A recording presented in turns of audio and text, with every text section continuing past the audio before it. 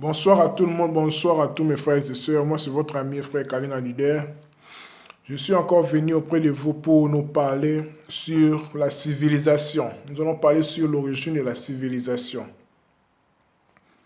Ce qu'il faut savoir est que le mot civilisation dérive du latin civis, qui a le sens de citoyen et renvoie à l'action de civiliser ou à l'état de ce qui est civilisé, c'est-à-dire policé, sociable, éduqué, cultivé, par opposition à l'état de ce qui est sauvage ou barbare. Nous allons parler sur le concept d'autour du feu pour nous aider à comprendre d'où vient la civilisation. Nous savons que l'état du citoyen kiwis se trouve en relation avec le fait d'habiter une cité, une ville, un espace de civilisation. Et nous découvrons que ce mot désigne à l'origine ces petites réunions d'hommes à leur début, qui plus tard prirent le nom de cités, les groupements de demain que nous appelons villes, selon le dictionnaire latin-français 1934. L'étymologie de Julius Pocorni donne au mot kiwis le radical indo-européen commun qui, K-E-Y, signifiant se coucher, être couché.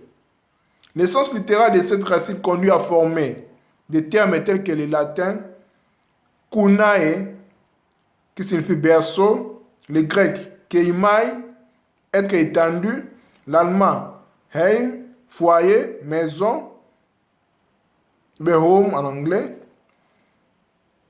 l'iris, semgre, qui signifie famille, auquel l'on fait correspondre les français couche, berceau, de kuna et dérive kunaria, berceuse, et kunina, divinité primitive, romaine protectrice des enfants, au berceau. Une remarque préliminaire nous permet de faire correspondre les latins kunina au bantou chinene, les vagins en chiluba, berceau ayant le sens de commencement, de début. Cette compréhension se verra confortée par l'idée de nativité. Donc en langue, droit et dialecte français, kun, dérivé du latin kunae, désigne à la fois le berceau, la naissance et l'enfant. Aspects qui seront précisés lorsque nous aborderons plus tard, en fait, l'aspect de la Vierge, en fait, voilà. Kiwis, kiwitas, cité, etc., trouve une correspondance morphologique et sémantique avec les bantous chiota en chiluba, qui signifie famille élargie. Du radical hota, c'est chauffer au feu. Souvenez-vous, nous parlons du concept autour du feu.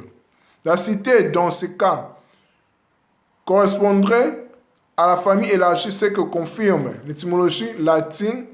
Nous plaçons les bantous chiota à l'origine du mot cité. Comme on le voit, l'idée de foyer qu'exprime l'étymologie du français cité de l'allemand Stadt est déjà présente avec les bantous chiota, formés à partir de la racine ota, signifiant se chauffer au feu. Kiwis à l'origine est un mot, est un nom collectif pour désigner l'ensemble des personnes qui dorment sous un même toit, c'est-à-dire un foyer, endroit où brûle un feu. Cheikh Anta Diop voyait dans le culte du feu un trait distinctif du nomadisme eurasiatique.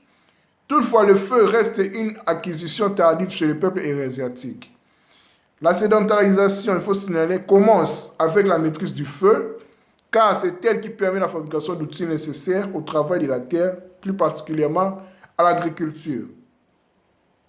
Les peuples méridionaux sont les premiers à avoir connu la sédentarisation et la pratique de l'agriculture.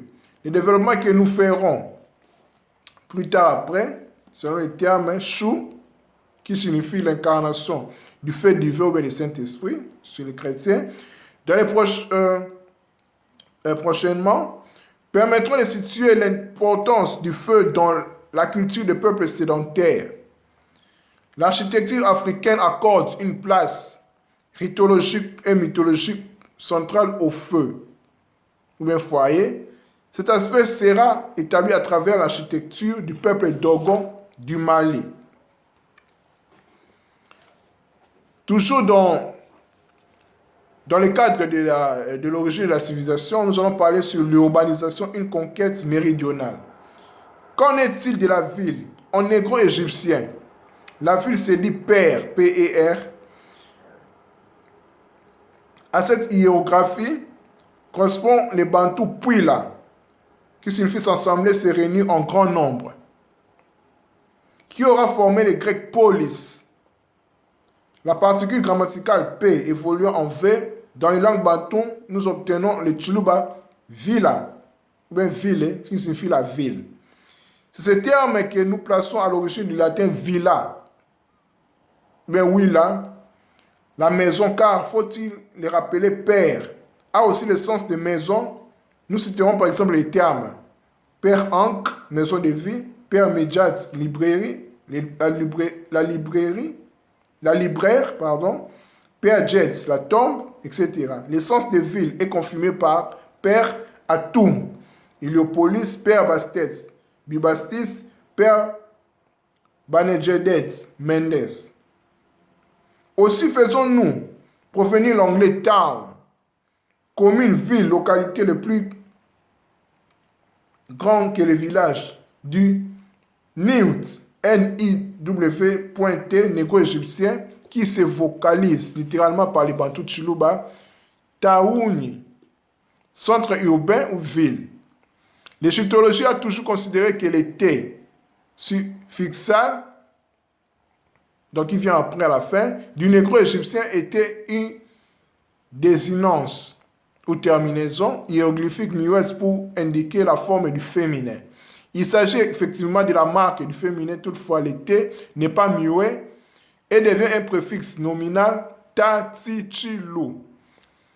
Dans les langues bantoues, comme le propose le docteur Mubabinge Bilolo, ce qui offre à News d'être effectivement focalisé Taouni.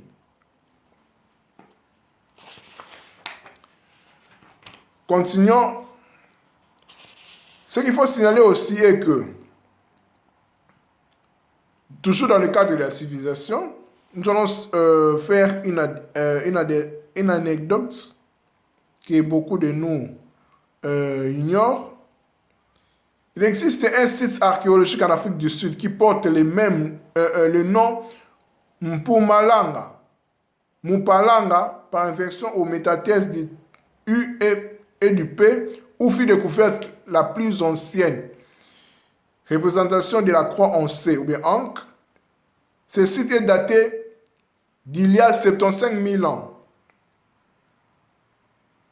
Selon l'Adams Calendar, c'est-à-dire d'une époque où n'existait pas la civilisation que nous appelons aujourd'hui prosaïquement la civilisation égyptienne, époque où n'existait pas d'homme blanc, ni jaune, ni rouge, etc., ni latin, ni grec, ceci va sans dire. Le premier lécoderme, ou l'homme blanc, le Cro-Magnon, Creus Magnus, le grand trou, apparaît à la fin de la glaciation roumienne, il y a environ 20 000 ans. Cheikh Anta Diop dit une chose très importante ici dans son livre « À l'aise sous les tropiques », nous allons nous arrêter là, que les nègres n'ignorent plus que ces ancêtres qui se sont adaptés aux conditions matérielles de la vallée du Nil sont les plus anciens guides de l'humanité sur la voie de la civilisation. Que ce sont eux qui ont créé les arts, la religion, en particulier le monothéisme, la littérature, les premiers systèmes philosophiques, l'écriture, les sciences exactes physiques, mathématiques, mécanique, astronomie, calendrier, la médecine, l'architecture, l'agriculture, etc.